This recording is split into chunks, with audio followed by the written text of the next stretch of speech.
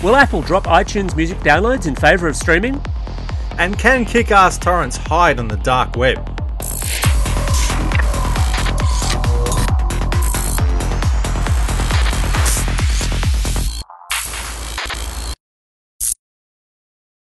Welcome to Vertical Hold, the tech show where we channel surf through the headlines in search of the big picture.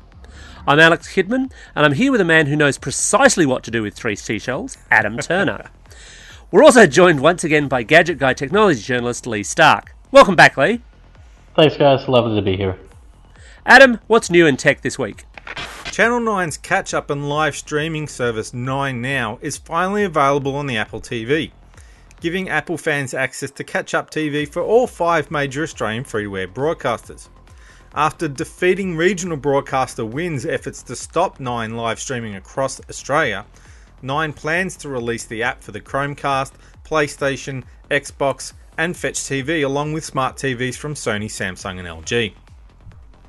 Samsung Pay is set to launch in Australia next week, although there could be a disconnect between launch and your Samsung phone will work with it, with at least American Express on board to support Samsung's particular take on contactless payments.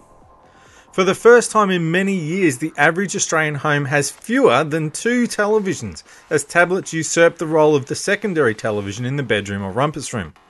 Television ownership sits at 1.9 televisions per Australian household, after peaking at 2.4 in 2010, perhaps not coincidentally the year that Apple released the first iPad. A flaw in Facebook Messenger revealed this week allowed malicious types to intercept and alter communications on the popular platform. Facebook says that it's been patched, so you may not need to worry too much, unless that is your contacts have all suddenly become Nigerian princes with fortunes to share. So Adam, it sounds as though the Australian love affair with the television might be drawing to a close. We have fewer of them in our homes now. It's not that we don't love the TV, I think we've just decided it's not always the best tool for the job. But practically everybody has a TV in the lounge room, or these days probably of a reasonable size.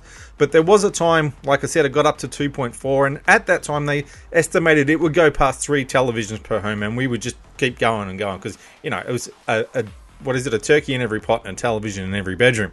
But then these tablet things came along, and people went, you know what, I don't need a television in the bedroom. But also, if I'm sitting in the bedroom and my partner's sitting in the bedroom, we might want to watch different things on Netflix on different tablets at the same time rather than watch the same show. So there's been this fragmentation, and as a result we don't need as many big screens anymore. Leigh, what's the layout like in your place for televisions?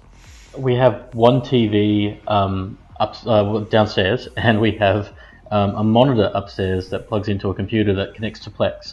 So we have the one TV basically in my place between the two of us, but we used to have more. We've just been getting rid of them. I think like most families, we rely on the tablet and the ridiculous amount of phones we all have, but also the fact that our computers can do all the things our TVs once could.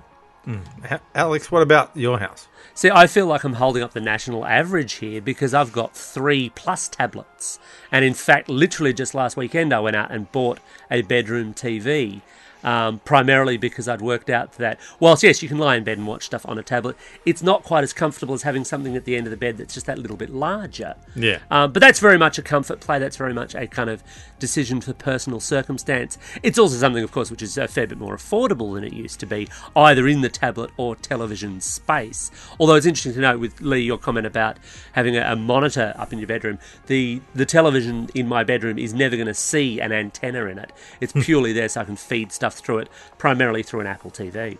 I think that's a really important point, though. I mean, people now buy TVs that have the apps in them, but if you had the old TVs that's what most of us would do. We would take the old TV and put it in the bedroom, the one that used to be in the living room. And these days, it's not that big of a deal. I mean, you could take the old TV and plug an Apple TV into it, or something that does Android on it, but you could just as easily do that with a tablet or a computer as well. I think part of the reason we're ditching the TV is because the old TVs that we normally move into those bedrooms, that we normally move into the kids' room, don't support these smart functionality the applications that we want them for.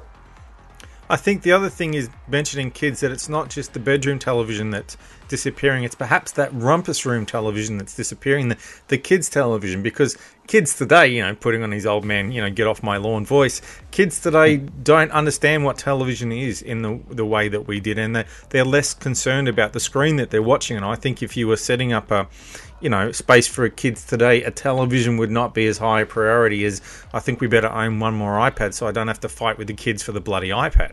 Or a monitor to plug a console into, but that's not necessarily a television in that classic sense. You're right. But by that same token, I don't even think TV producers, for the most part, understand what television is these days. And so, because you have YouTube dominating a lot of what kids watch, it makes more sense that they're less likely to watch TV, especially in their own room.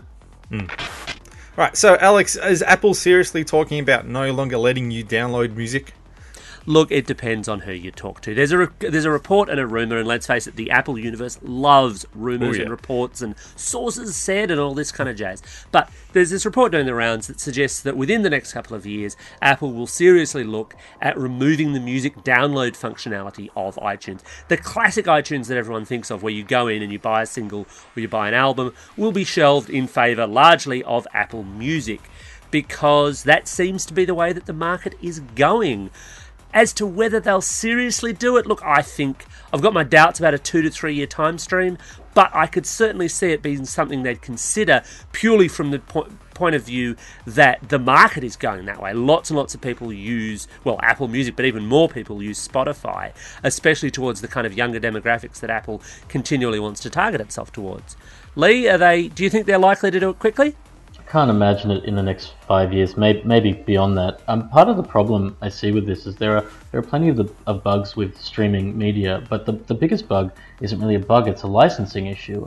My wife experienced it when we were in America. She took her iTunes, her Apple Music account over there, and the moment she synced with the network, she lost the access to play things that were licensed for Australia, but not licensed for America. And until they solve this international licensing dilemma, which is the same problem we have with Netflix, the same problem we potentially have if a Hulu rival were to open up here, until they solve this with music as well, I can't imagine them removing it globally. It's also a question of, bandwidth and internet access. All these decisions seem to be made by people who have more unlimited home and wireless broadband than they ever know what the hell to do with, not stopping to think that we're not all in that boat, and some of us won't be in that boat for a very long time. Some countries are even further behind than Australia. So to say to, some markets, guess what, you're going to have to stream everything, is a bit ridiculous. You'd think that the customers that Apple still has are the ones who don't want to stream. If anyone's going to put an edict down to say, hey, this is the way it's going to be Apple, let's face it. But if people were happy to stream everything, they'd be going to Spotify. The reason why they're still buying music from Apple is because that suits them. Now, Apple's never really given us stuff about what suits the end customer. I know it's what suits Apple, but they have to sort of think this one through. A lot of the reports suggest they're not making a lot of money, though, out of selling music to people anymore. And it's not significant against their other revenue sources. And there's also, of course, the challenge and the problem that as the years have gone by, and I don't think you'd find anyone who'd argue with this, as the years have gone by, iTunes as an application and as a platform has become a muddled mess. I mean, the current version is just horrible. Yeah. And it is genuinely difficult to get around this jump between, what's an Apple Music track and what's a local track, and how do I tell it that I only want to see this stuff or that? I don't know if it's deliberate. I don't know if it's the case of there's been infighting, which is the suggestion, but of course Apple does not comment on rumours or speculation. But iTunes is a dog, and it never used to be quite that bad, although the experience on the Mac side of the fence was typically a little better than the PC. Unfortunately, they've both slid down into the same pit of horrible experiences, and perhaps that could be guiding that thinking as well.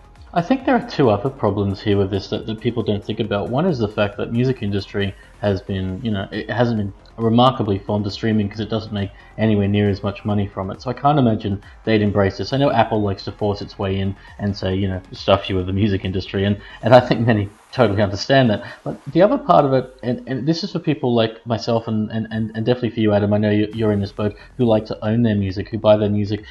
Some of us buy it in high resolution, some of us buy it in M4A or MP3, but I think that it's important that ownership of music is totally different from music that can disappear if you decide to stop paying.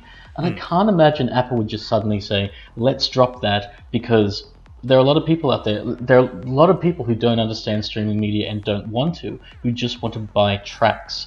And that's no different to people who want to buy movies, who want to buy TV shows. I can't see Apple letting go of that mentality. People still buy CDs, they still buy records, they still buy all these things. If Apple were to drop this, I can imagine a whole bunch of people who would suddenly see it's retro again to buy a CD, as ridiculous as that is. But that being said, I know Apple doesn't make, I'm sure they don't make a lot of money from their track sales, but likewise, I'm sure there are parents who still say to their kids, I'm going to give you a $20 voucher or a $50 voucher. Sure, that will probably go to apps these days, to video games, but I'm sure there's also a good portion of people out there who say, I'm going to buy tracks, because that suits the way I load things on. And likewise, you've got the people who still have things like the classic iPod, the iPod Nano, and they can only deal with the bought tracks. They can't stream at all.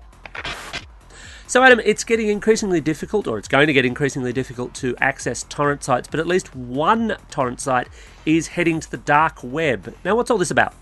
Well, I mean, when you say increasingly difficult, you mean clicking one button. But yes, if you mean by clicking one button... It's a whole click, man. I could be doing things with that click. It's an entire click. You're right. Yes, Kickass Torrents is one of the big BitTorrent search engines. So if you decide you want to download something, you go there, look up the thing that you want, and it lets you download a little file that then lets you download that stuff from other people. The file you're downloading is not hosted by Kickass Torrents. If it was, it would be easier for people to take down these networks. It's spread around. So they're just like the guy who goes, oh, I can hook you up. You need to talk to him and her and her and him and her. And together you can put it together. So they figured out that the way they want to fight piracy is to block these websites. So you're with Telstra or Optus or whatever, and you go to Kickass Torrents, and it says, sorry, you're not allowed to see this. So one way to beat this is obviously going to be to use a VPN or a proxy server or something like that to get around it so your ISP and the government can't see which website you're looking at. But Kickass Torrent also is opening a site on Tor. Now, Tor is the hidden bit of the internet that you can't see unless you use special security software, basically.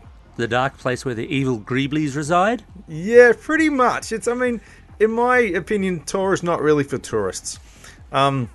It's sort of interesting to have a look around, but there's some shifty stuff that goes on there, as we all know, but also it's not quite, if you don't know what you're doing, it's perhaps not as anonymous as you would like to think.